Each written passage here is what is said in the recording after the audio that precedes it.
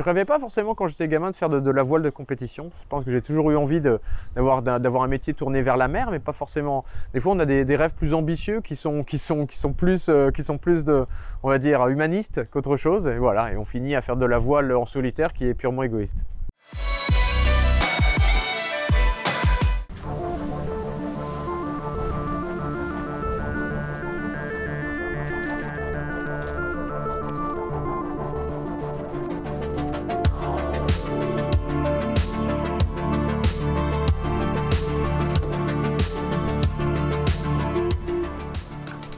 On arrive dans la même course à allier ce côté compétition parce qu'on se confronte aux autres et se confronter aussi à, on va dire, à la nature entre guillemets, parce que dans la voile, on joue avec le vent et le vent n'est jamais exactement ce qui est prévu.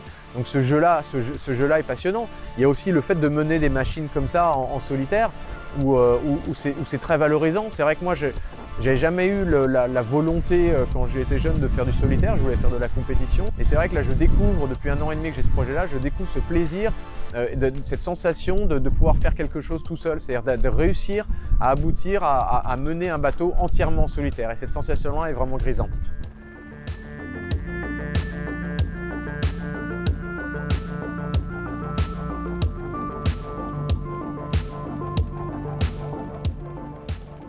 Tout le monde peut dire la même chose vis-à-vis de son partenaire, mais on a des valeurs communes avec PRB autour des liens familiaux, autour de l'affiliation, autour aussi de ces entreprises où c'est vrai que c'est typiquement vendéen, de ces grosses PME qui réussissent à allier en fin de compte le fait de créer des richesses parce que ça fait partie de notre système de société, tout en ayant des liens importants avec leurs employés. Ce côté filial au sein de l'entreprise, voilà, j'adore ces valeurs-là et c'est aussi pour ça que je suis très fier de représenter, de porter les couleurs de PRB.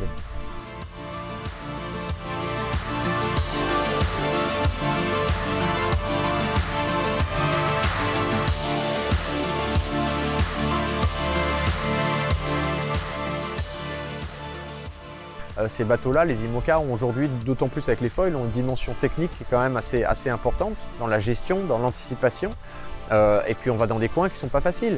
Il y a quand même voilà, la part sud, c'est des vents qui sont un petit peu différents. Alors après, ça reste du bateau, mais c'est des coins où on va moins souvent, donc à appréhender, c'est un petit peu différent. La durée joue pour beaucoup, c'est-à-dire que ça use. On est toujours un petit peu plus fatigué à chaque fois.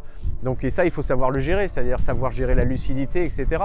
Et cette lucidité-là, elle se gère dans le temps. Donc ça, c'est vraiment important.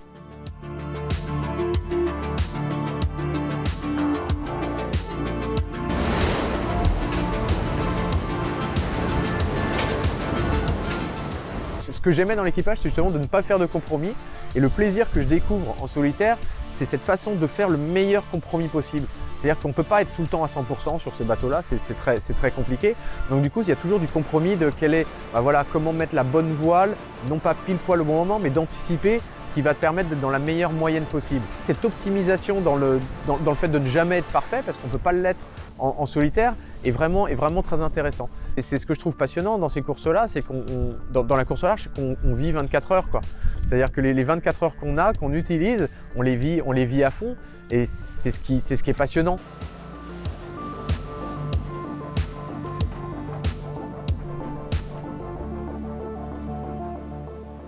C'est Kevin Escoffier, c'est breton.